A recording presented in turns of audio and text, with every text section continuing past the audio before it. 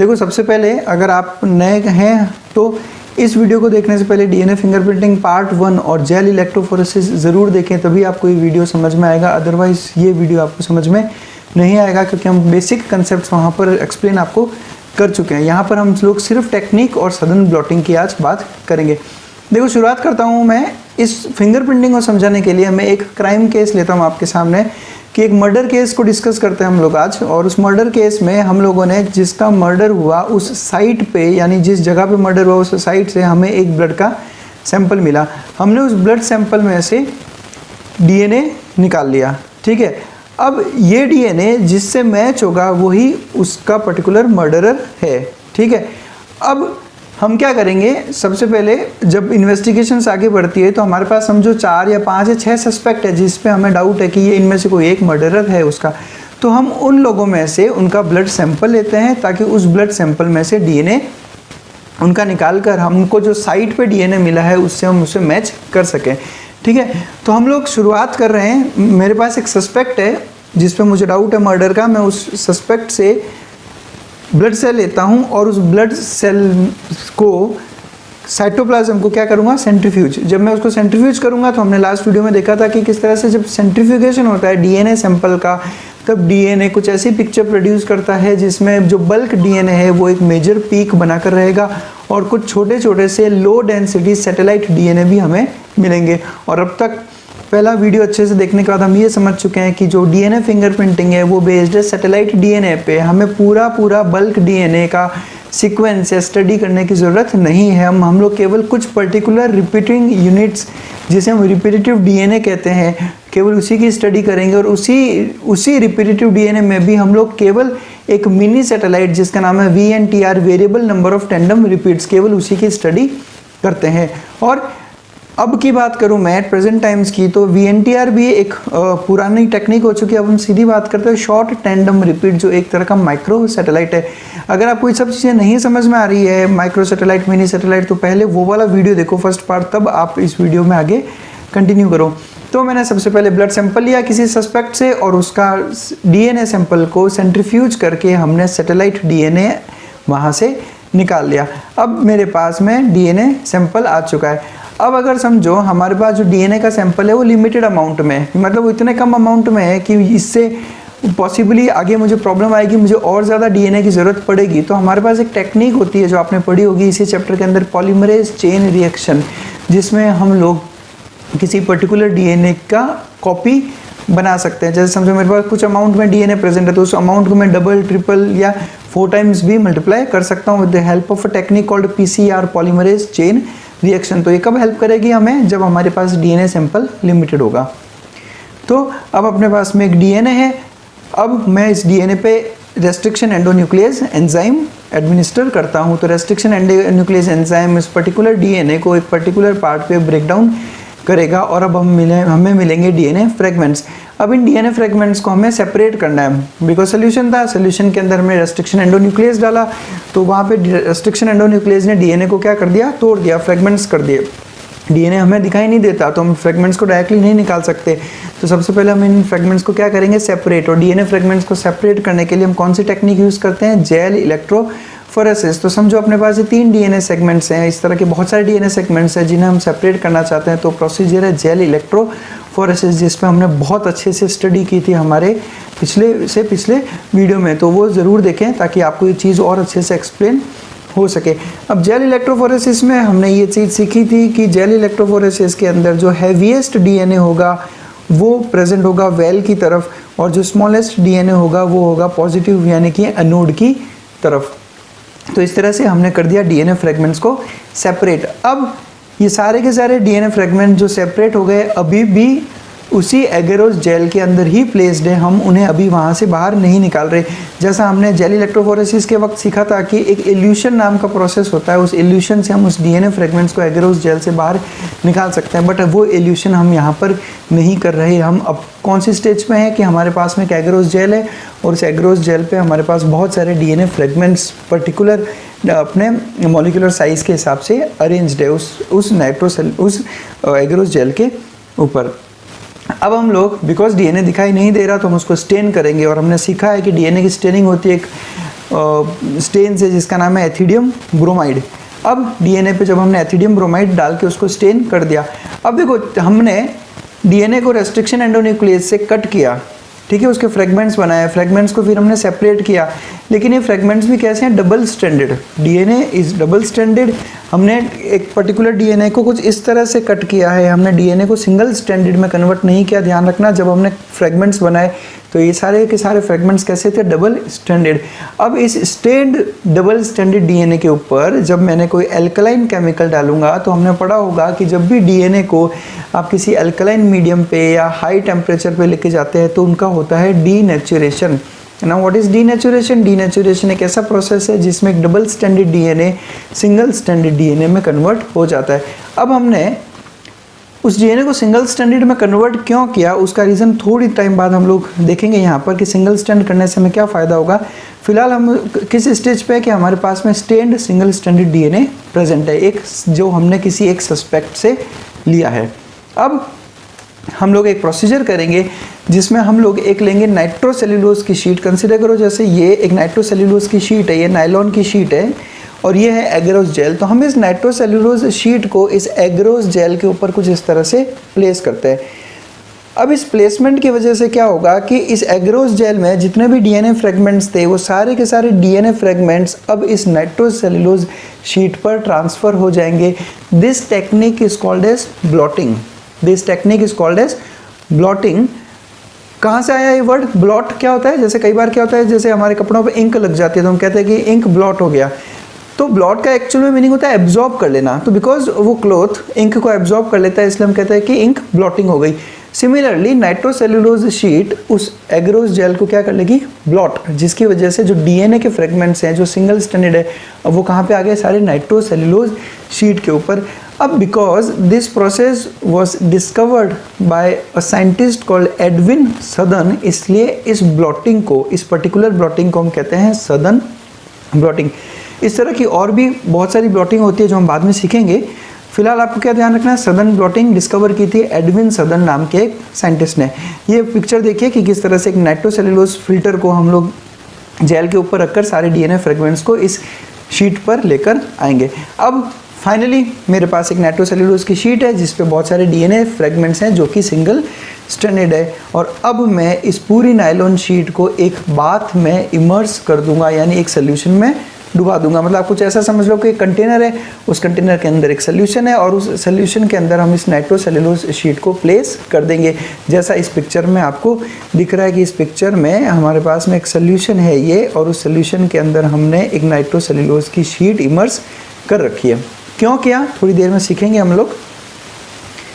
बस, तो अब हम लोग एक ऐसे स्टेज पे हैं जिसमें हमने इमर्स कर रखा है किसको, एक नाइट्रोसेल्यूलोज शीट को जिसके ऊपर सिंगल स्ट्रैंडेड डीएनए प्रेजेंट है। अब सुनिएगा अच्छे से, अब वो स्टेज है जब मैं इसके अंदर प्रोब या मार्कर ऐड करूंगा। अब ये प्रोब और मार्कर क्या चीज़ है, देखो प्रोब और मार्कर समझो, हमने अब तक ये जितना भी प्रोसीजर किया वो सस्पेक्ट का डीएनए था। प्रोब और मार्कर कैसे बनाएंगे, जो हमें मर्डर की साइट पे जो डीएनए मिला उस डीएनए का मैंने सीक्वेंस पता किया पहले, ठीक है। अब सीक्वेंस पता करने के बाद में उस सेम सीक्वेंस का मैं एक सिंगल स्ट्रैंडेड डीएनए बनाऊंगा जो सिंथेटिक होगा, यानी आर्टिफिशियल होगा, सिंगल स्ट्रैंडेड होगा। और ये किसका होगा, जिससे मैं किसी डीएनए को मैच करना चाहता हूँ। और इस केस में जैसा मैंने एग्जांपल लिया कि मुझे जो साइट पे जो डीएनए मिला उस डीएनए का एक सिंथेटिक वर्जन बनाऊंगा जो कि होगा रेडियो एक्टिव। ध्यान रखना क्या होगा, probe is always radio active. Probe या मार्कर, रेडियो एक्टिव का मतलब क्या हो गया, रेडियो एक्टिव का मतलब ये जो एक्सरेज में दिखाई देता हो। जैसे कि हम लोग जब नॉर्मल अपना एक्सरे शूट करवाते हैं तो कैसे एक्सरे पे आपको अपनी बोन दिखाई देती है, why, because it absorbs X rays. Actual में क्या होता है कि जब ये रेडियो एक्टिव हो जाएगा तो ये एक्सरे फिल्म पर अपीयर होगा, ठीक है। अगर ये रेडियो एक्टिव नहीं होगा, एक नॉर्मल डीएनए का, समझो एक नाइट्रोसेल्यूलोज शीट है, इस नाइट्रोसेल्यूलोज शीट पे डीएनए है। अब जब मैं इस नाइट्रोसेल्यूलोज शीट का एक एक्सरे लूँगा, रेडियोग्राफ बोलते हैं जिसे, तो उस रेडियोग्राफ पे हमें कुछ भी दिखाई नहीं देगा क्योंकि नॉर्मल जो डीएनए होता है वो रेडियो एक्टिव नहीं होता। लेकिन जो प्रोब मैंने बनाया उस प्रोब का जो डीएनए है वो रेडियो एक्टिव है और उस डीएनए सेगमेंट का सीक्वेंस कैसा है, नोन सीक्वेंस, यानी हमें पता है कि उसका सीक्वेंस क्या है। क्यों? क्योंकि मैं इसी से तो दूसरे डीएनए को मैच करवाना चाहता हूँ। अब ये जो नोन सीक्वेंस है वो हमें क्राइम साइट से मिला है। अब क्राइम साइट से कौन कौन से टिश्यू से हम डीएनए डिराइव कर सकते हैं, जैसे ब्लड, आपको जो क्राइम साइट पे ब्लड मिला है उस ब्लड के अंदर से सेल से आप डीएनए निकाल सकते हो। रेप केसेस के अंदर जो सीमन प्रेजेंट होता है उस सीमन के स्पर्म में से डीएनए सैंपल निकाला जा सकता है।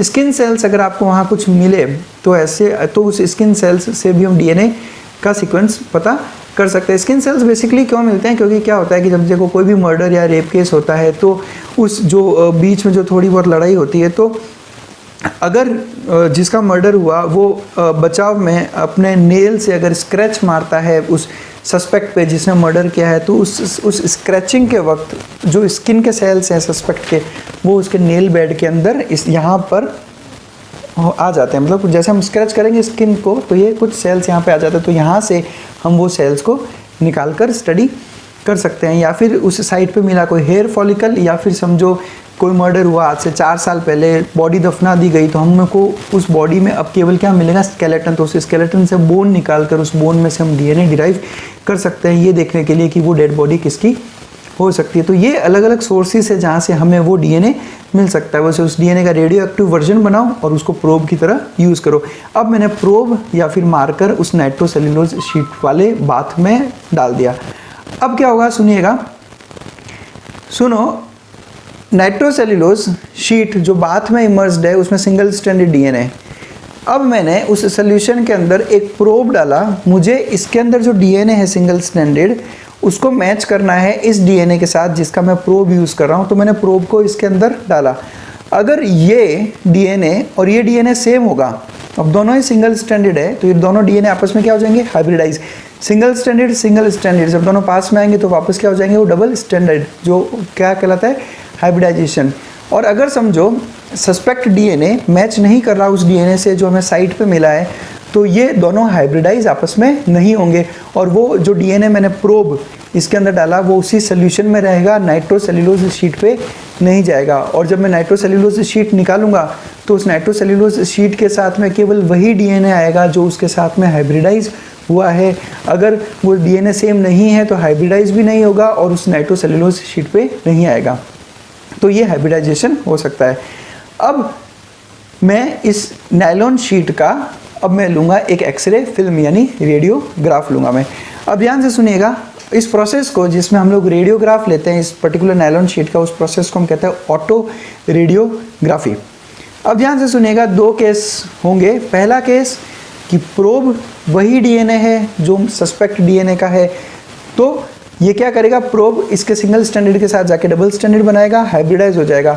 अब जब ये हाइब्रिडाइज हो गया तो जो डीएनए मैंने ऐड किया इसके अंदर, वो डीएनए अब सोल्यूशन में ना होकर कहाँ पर आ गया, नाइट्रोसेल्यूलोज शीट पे। अब जब मैंने ये नाइट्रोसेल्यूलोज शीट यहाँ से बाहर निकाली और उसका एक्सरे लिया, तो बिकॉज प्रोब क्या है, रेडियो एक्टिव, प्रोब क्या है, रेडियो एक्टिव, तो उस एक्सरे फिल्म में वो डार्क बैंड की तरह दिखाई देगा। और अगर समझो प्रोब मैच नहीं कर रहा है इस डीएनए के साथ में, तो इसके अंदर जो डीएनए है वो इसके साथ हाइब्रिडाइज नहीं होगा, कहाँ रह जाएगा, वो सोल्यूशन के अंदर।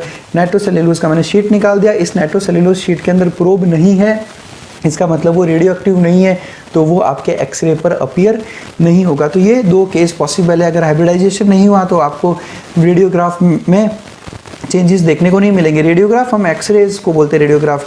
और अगर हाइब्रिडाइजेशन हुआ समझो, तो इसका मतलब है कि आपको रेडियोग्राफ पे डार्क बैंड दिखाई देंगे। और हाइब्रिडाइज हुआ इसका क्लियर सा मतलब है कि प्रोब का सीक्वेंस वही है जो सीक्वेंस था किसका, जो जिस पे हम अब अपना सस्पिशन था या जो हमारा सस्पेक्ट रहता है। इस तरह के कुछ रेडियोग्राफ्स हमें दिखाई देते हैं जिस पे इस तरह के डार्क बैंड्स दिखाई देते हैं। तो ये टेक्निक है डीएनए फिंगर प्रिंटिंग का। एक बार इसको मैं वापस समराइज़ करूं तो देखिए, मैं यहाँ से शुरू करता हूँ। एक बार शुरुआत की है मैंने ब्लड सैंपल से, हमने एक ब्लड सैंपल कलेक्ट किया।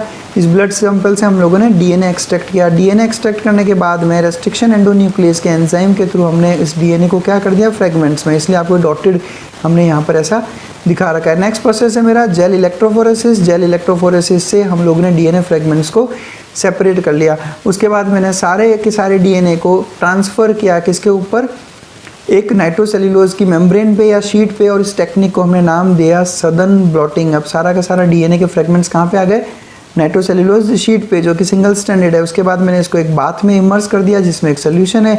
उसके बाद में मैंने इसमें इंसर्ट किया एक प्रोब। अगर प्रोब का डीएनए वही है जो इस सदर्न ब्लॉटिंग की शीट पे है तो ये दोनों आपस में क्या हो जाएंगे, हाइब्रिडाइज। और हाइब्रिडाइज होने के बाद में जब मैं इसका एक रेडियोग्राफ लूँगा या एक्सरे लूँगा तो मुझे इस पे एक डार्क बैंड्स दिखाई देंगे जो प्रूव कर देंगे कि ये वही डीएनए है जो डीएनए प्रोब में प्रेजेंट था। तो दिस इज डीएनए फिंगरप्रिंटिंग। अब देखिए डीएनए फिंगरप्रिंटिंग के यूजेस क्या क्या हो सकते हैं। तो सबसे पहला यूज है फॉरेंसिक साइंस। जैसा लास्ट वीडियो में देखा था, फॉरेंसिक साइंस क्रिमिनल केसेस में डील करती है, जैसे मर्डर, रेप या कोई बहुत बड़ी रॉबरी के केसेस में फॉरेंसिक साइंस डीएनए फिंगरप्रिंटिंग का यूज़ कर सकता है। एक होता है पैटर्निटी टेस्टिंग। पैटर्निटी टेस्टिंग में हम लोग बेसिकली फाइंड आउट करते हैं about the natural biological parents. कई बार ऐसा डिस्प्यूट आपने सुना होगा कि हॉस्पिटल में कोई बच्चा चोरी हो गया तो फिर हमें ये पता करना होता है कि उस बच्चे का एक्चुअल फादर या मदर कौन है। या कई बार ऐसा हो जाता है कि कोई पर्टिकुलर इंडिविजुअल क्लेम करता है कि ये पर्टिकुलर बंदा मेरा फादर या मदर है, तो उन दोनों का क्या वाकई उसकी ये बात सही है या नहीं है। उस केस में पैटर्निटी टेस्टिंग करके डीएनए फिंगरप्रिंटिंग से हम ये पता करवा सकते हैं। उसके अलावा एवोल्यूशन स्टडीज़ में डीएनए फिंगरप्रिंटिंग बहुत अच्छा रोल प्ले करता है। एक बहुत अच्छा एग्जांपल देता हूँ मैं आपको। हमने human beings, chimpanzee, gorilla, orangutan, मतलब ये जो एप्स है, उन एप्स के साथ में हमने जब बेंडिंग पैटर्न स्टडी किया तो ह्यूमन बींग्स का जो बेंडिंग पैटर्न है वो सबसे ज़्यादा सिमिलरिटी शो करता है चिंपांजी के साथ में। इसलिए ये एक रीज़न है कि हम चिंपांजी को ह्यूमंस के काफ़ी क्लोज मानते हैं कि ह्यूमन बींग्स के क्लोजेस्ट अगर कोई एप है तो वो है चिंपांजी। तो एवोल्यूशन स्टडी में बहुत रोल प्ले करता है। नेक्स्ट है पॉपुलेशन और जेनेटिक डाइवर्सिटी की स्टडी के बारे में। जेनेटिक डाइवर्सिटी मतलब क्या होता है कि किसी पर्टिकुलर स्पीशी में भी आपको बहुत सारी डिफरेंट वैरायटीज़ किसी प्लांट में या एनिमल में देखने को मिलता है। जैसे मैं ये जो एग्जांपल दे रहा हूँ ये आपकी इकोलॉजी वाले चैप्टर में एनसीईआरटी से ही लिया है मैंने ये एग्जांपल, कि एक सिंगल स्पीशी जेनेटिक लेवल पे भी बहुत ज़्यादा डाइवर्सिटी शो कर सकती है। कि मतलब कुछ ऐसा हो सकता है कि करीब इंडिया के अंदर, एक कंट्री के अंदर पर्टिकुलर राइस के 50,000 डिफरेंट जेनेटिकल स्ट्रेन्स हैं, यानी स्पीशी सेम है लेकिन 50,000 जेनेटिकल डिफरेंट स्ट्रेन्स है और 1000 वैरायटीज़ है मैंगो की। और ये हमने कैसे फाइंड आउट किया, ये हमने फाइंड आउट किया फिंगरप्रिंटिंग की हेल्प से कि स्पीशी सेम था लेकिन इनका जो पैटर्न है फिंगरप्रिंटिंग में बहुत ज़्यादा वेरिएशन शो करता है, इसलिए हम इन्हें कहते हैं different strains of a single species. तो यस, पॉपुलेशन और जेनेटिक डाइवर्सिटी में भी ये बहुत अच्छा रोल प्ले करता है। और ये लाइंस सारी की सारी हमने एनसीईआरटी से लिया है, खास करके दी 4th पॉइंट की, to study the population and genetic diversity. Next चलता हूँ, एक एनसीईआरटी की लाइंस को ही मैंने क्वेश्चन में कन्वर्ट करके आपसे पूछा है कि क्या ये सच है कि एक सिंगल सेल का डीएनए बहुत है डीएनए फिंगरप्रिंटिंग करने के लिए। ठीक है, जैसे कि मुझे किसी क्राइम साइट से जो सैंपल मिला ब्लड का वो बहुत कम अमाउंट में मिला जिससे मैं केवल एक सिंगल सेल ही डिराइव कर पाया। तो क्या ये एक सिंगल सेल मुझे इतना डीएनए दे सकता है कि मैं पूरा डीएनए फिंगरप्रिंटिंग कर सकता हूँ? और अगर ऐसा सच है, ये स्टेटमेंट सच है, तो कौन सा टेक्निक अपने को इसमें हेल्प कर सकता है? तो स्टेटमेंट बिल्कुल सही है। जब कभी ऐसा होता है कि डीएनए स्टडी करने के लिए अगर कम पड़ जाता है तो एक टेक्निक जैसा हमने अभी डिस्कस किया था पॉलीमरेज चेन रिएक्शन, ये टेक्निक करके हम उस डीएनए के अमाउंट को एम्पलीफाई कर सकते हैं, उसका अमाउंट बढ़ा सकते हैं। ये एनसीईआरटी का फिगर है, एक बार मैं आपको एक्सप्लेन कर दूं कि एनसीईआरटी ने अपने फिगर में क्या एक्सप्लेन किया है। देखो, 2 इंडिविजुअल्स लिया है एनसीईआरटी ने। यहाँ पर पहला इंडिविजुअल है ए और सेकंड इंडिविजुअल है बी। अब हमें पता है किसी भी इंडिविजुअल में किसी भी क्रोमोसोम का एक होमोलोगस क्रोमोसोम होता है। जैसे एक सेट नंबर 7 है, सबसे पहले ये मैं ए इंडिविजुअल की बात कर रहा हूँ। ए इंडिविजुअल में क्रोमोसोम नंबर 7 में जो 2 होमोलोगस क्रोमोसोम है, एक फादर से आता है और एक मदर से आता है, इसलिए एक क्रोमोसोम को तो हम कह रहे हैं पैटर्नल क्रोमोसोम, मतलब जो फादर से डिराइव हुआ, और एक को हम कह रहे हैं maternal chromosome. Similarly individual B में भी क्रोमोसोम नंबर 7 का हमें पैटर्न दिख गया। अब ये जो हमने दिखा रखा है, जो रेड में 3 ब्लॉक दिखा रहा है, इनका मतलब है कि 3 यूनिट जो है वो रिपीट हो रही है और इसका जो होमोलोगस है उसमें 4 जो है वो रिपीट हो रही है। अब दोनों में ये वेरिएशन क्यों है? क्योंकि एक फादर से आया है और एक मदर से आया है, इसलिए वेरिएशन तो दोनों में होंगे ही। दोनों में कभी भी VNTR सेम नहीं रहता। क्रोमोसोम 2 में भी रिपीटिंग यूनिट्स दिख रही होगी आपको दोनों इंडिविजुअल में, और सिमिलरली क्रोमोसोम 16 में भी रिपीटिंग यूनिट्स दिख रही है। अब ये केस ऐसा है केस ऐसा है कि मुझे क्राइम सीन से एक डीएनए मिला जो किसी इंडिविजुअल सी का है। अब मुझे ये प्रूव करना है कि इस क्राइम सीन पे मेरे पास दो सस्पेक्ट है, इंडिविजुअल ए और इंडिविजुअल बी। इन दोनों सस्पेक्ट में से उस क्राइम सीन पे उस वक्त कौन मौजूद था। तो मैंने उस क्राइम सीन से मिले डीएनए का जब मैंने VNTR स्टडी किया तो मुझे ऐसा मिला कि क्रोमोसोम नंबर 7 में टोटल 11 रिपीटिंग यूनिट्स हैं। ठीक है, यहाँ पे NCERT ने नंबर शो किया है, 11 रिपीटिंग यूनिट्स है। अब NCERT ने क्या कर दिया, NCERT ने अभी चाहे टेक्स्ट में तो कहीं पे भी STR का नाम ही नहीं लिया है, शॉर्ट टैंडम रिपीट्स का, लेकिन डायग्राम के अंदर NCERT ने लिखा है शॉर्ट टैंडम रिपीट्स। यहाँ पे देख लो आप, क्योंकि जो NCERT ने एक्सप्लेनेशन दिया है वो डॉक्टर एलेक्स जेफरी ने जो DNA फिंगरप्रिंटिंग स्टार्ट की थी, जो VNTR बेस्ड थी, उसका दे रखा है, इसलिए उन्होंने वहाँ पे STR का नाम नहीं लिया। बट डायग्राम में ज़रूर STR की बात की गई, इसलिए मैंने STR को थोड़ा सा डिटेल में आपको एक्सप्लेन किया है यहाँ पर। अब क्रोमोसोम नंबर 7, क्रोमोसोम नंबर 2 और क्रोमोसोम नंबर 16 का हमारे पास में VNTR के नंबर ऑफ रिपीट्स हमें बताते। अब मुझे पता करना है कि इंडिविजुअल ए और बी में से कौन क्राइम साइट पे मौजूद था। तो ये मुझे जो मिला, ये मिला मुझे अल्टीमेटली इंडिविजुअल सी का DNA फिंगरप्रिंट, और ये मुझे मिला इंडिविजुअल ए का, और उसके बाजू में है इंडिविजुअल बी का। तो इंडिविजुअल ए को अगर मैं केवल फ़िलहाल बेंडिंग पैटर्न पे जा रहा हूँ, इंडिविजुअल ए की बात कर रहा हूँ, इंडिविजुअल ए में क्रोमोसोम नंबर 7 की अगर मैं बात करूँ तो इस क्रोमोसोम नंबर 7 में जो पैटर्नल क्रोमोसोम है उसमें टोटल 3 मैं गिन सकता हूँ, 1 2 3, और नीचे वाले में 1 2 3 4। इसकी बात करूँ क्रोमोसोम नंबर 7 में यानी कि सी की यानी सस्पेक्ट की, तो उसका जो क्रोमोसोम नंबर 7 है उसमें जो रिपीटिंग यूनिट्स है वो है 11, यानी क्रोमोसोम नंबर 7 ए और सी का मैच नहीं कर रहा। चलते हैं बी के पास, इंडिविजुअल बी के पास। इंडिविजुअल बी के पास अगर आप काउंट करोगे तो ये टोटल 11 रिपीटिंग यूनिट्स है, और जो मैटरनल क्रोमोसोम है उसमें भी number of repeating units same है जो सी में दिखाई दे रहा है। अब आप क्रोमोसोम नंबर 2 पे आ जाओ तो same number of repeating units आपको क्रोमोसोम नंबर 2 में भी दिखेगी। क्रोमोसोम नंबर 2 में अगर मैं देखूं तो ए, बी और सी तीनों मैच कर रहे हैं, तीनों में जो number of repeating units same है। तो क्रोमोसोम नंबर 2 के बेस पे कुछ कहना पॉसिबल नहीं है। क्रोमोसोम नंबर 16 पे चलते हैं। क्रोमोसोम नंबर 16 पे मैटरनल क्रोमोसोम में सी में केवल 2 रिपीटिंग यूनिट्स है, ए के अंदर बहुत सारी रिपीटिंग यूनिट्स है, लेकिन बी के अंदर रिपीटिंग यूनिट्स है 2। तो क्रोमोसोम नंबर 7 का पैटर्न और क्रोमोसोम नंबर 16 का पैटर्न बी और सी का एग्जैक्ट मैच कर रहा है। इसकी वजह से जो दोनों का फिंगरप्रिंट आया वो भी दोनों का सेम आया। आप बेंडिंग देख सकते हो, ये सी का बेंडिंग और बी का बेंडिंग। फिर सिमिलर सारे के सारे बैंड वही है, जो ए में है वही के वही सी में है, जो इस बात को प्रूव कर रहा है कि जो इंडिविजुअल सी है वो क्राइम सीन पर वहाँ पर प्रेजेंट था। और आप अगर बी का देखोगे तो बी का DNA जो फिंगरप्रिंट है वो मैच यहाँ पर नहीं कर रहा, इसलिए इसमें वेरिएशंस आ रहे। तो यही है होता है DNA फिंगरप्रिंटिंग में। नेक्स्ट है एनालिसिस ऑफ डिफरेंट बायोमोलिक्यूल्स। कुछ टर्म्स है जो चाहे इस चैप्टर में नहीं हो लेकिन बायोलॉजी में अलग अलग चैप्टर्स में दे रखी है, और नीट में क्वेश्चन भी आ चुका है इस पर, तो मैं थोड़ा सा एक्सप्लेन करना चाहूँगा आपको, क्योंकि नेम काफ़ी मिलते जुलते हैं। देखो, सबसे पहले इन सब डिफरेंट बायोमोलिक्यूल्स का जो एनालिसिस करना, उनको डिटेक्ट करके उनका एक्सट्रैक्शन करने की जो टेक्निक्स होती है उनको हम कहते हैं ब्लॉटिंग टेक्निक। और उन ब्लॉटिंग टेक्निक में जो हमने आज सीखी वो था DNA का एनालिसिस, कि किस तरह से हमने DNA को एगेरोस जेल से डिटेक्ट करके वहाँ से बाहर निकाला। तो उसको हमने नाम दिया था सदर्न ब्लॉटिंग। क्यों? क्योंकि ये डिस्कवर की थी एडविन सदर्न नाम के एक साइंटिस्ट ने। अब सदर्न ब्लॉटिंग इस फॉर DNA का एनालिसिस।